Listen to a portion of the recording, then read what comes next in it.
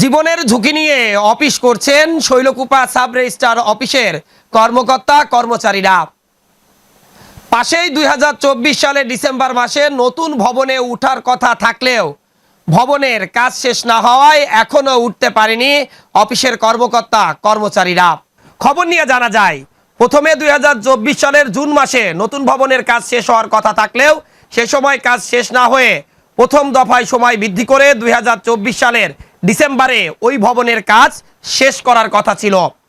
কিন্তু ডিসেম্বরেও যখন কাজ শেষ হয়নি, তখন নতুন করে আবার কবে কাজ শেষ হবে তা জানা নেই শৈলকুপা সাব রেজিস্ট্রার অফিসের কর্মকর্তা কর্মচারীদের।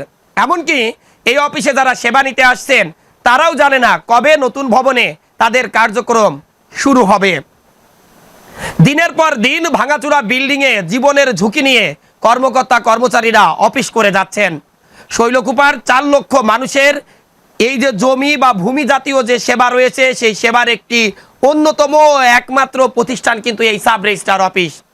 সরেজমিনে গিয়ে দেখা যায় অধিকাংশ স্থানে পলিস্টারগুলো খসে খসে পড়ছে, ছাদে ফাটল ধরেছে, ফ্যান নির্দিষ্ট স্থানে নেই, বাঁশ বাধাই করে তার উপরে কোনো রকম ওয়ান টাইম অবস্থায় ফ্যানগুলো সেট করা হয়েছে।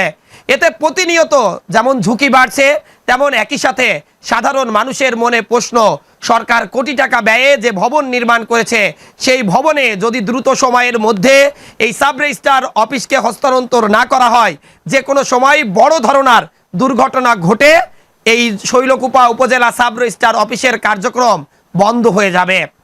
স্থানীয় অনেকেই বলেছেন, যারা অফিসে কাজ করেন দীর্ঘদিন ধরে, তারা বলেছেন যে একের পর এক যে দলিল এখানে জমা হয়েছে, প্রায় লক্ষাধিক দলিল বা তার কাছাকাছি দলিল রয়েছে এখানে, সব দলিল কিন্তু বৃষ্টি হলেই পানি পড়ে নষ্ট হয়ে যায়।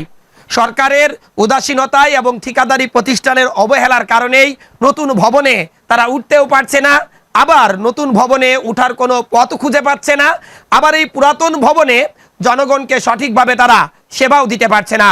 আমরা তো খুব ঝুঁকির ভিতরে আছি, যে কোনো সময় ছাদ ধসে আবার পড়তে পারে, কারণ এর আগে বহুবার পড়ছে যে ছাদের রড বেড়াই গেছে, যে কোনো মুহূর্তে ছাদ আবার পড়ে যেতে পারে। ফ্যান নষ্ট হয়ে গেছে, বার দিয়ে ফ্যান ঝুলিয়ে রাখা হয়েছে। দেওয়ালের অবস্থা, ড্যাম একদম পুরোটা ভিজে রয়েছে, বৃষ্টি হলেই টপ টপ করে পানি পড়ছে। মানে আমরা যে কোনো সময় বড় একটা দুর্ঘটনার ভিতরে থাকবো বলে আমার মনে হচ্ছে।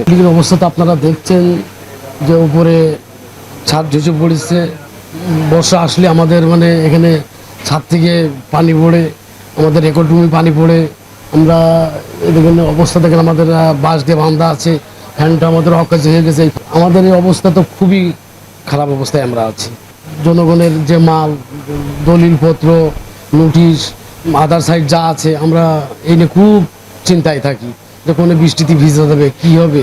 আমরা বাসায় যেও ঠিক মতো ঘুমাতে পারি না। আমরা খুব আতঙ্কের মাঝে আছি। জানমাল নিয়ে আসলে আমাদের খুব অনিরাপত্তা।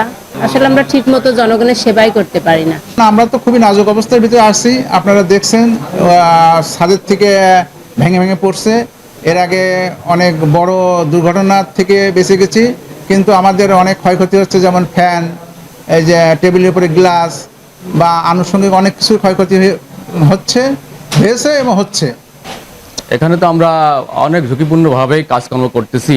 আপনারা দেখতে পাচ্ছেন, যারা বাইরের থেকে আসে, বিশেষ করে এই শৈলকুপার বৃহত্তর অঞ্চল, প্রত্যেক জায়গা থেকে লোক আসে, এই ঝুঁকির মধ্যেই তারা এখানে কাজকর্মগুলো করে। আসলে এই জীবন ঝুঁকি নিয়ে এখানে কাজ করা খুব কঠিন হয়ে যাচ্ছে। তো আমাদের যেহেতু একটা নতুন বিল্ডিং হয়ে গেছে, এই নতুন বিল্ডিংটা যদি আমাদের হস্তান্তর হয়, আমাদের যদি দিয়ে দেয়, তাহলে হলে কি আমাদের একটু সুবিধা হয়, মানুষেরও জানমালের নিরাপত্তা থাকে। ধরেন আমাদের দলিল এত জমা হয়ে গিয়েছে যে আমরা কোথায় রাখবো। প্রায় 3-4 বছরের প্রায় ধরেন 20-50 হাজার দলিল আমাদের এখানে আছে, ঠিক আছে। তো এই দলিলগুলো আসলে আমরা কোথায় রাখবো?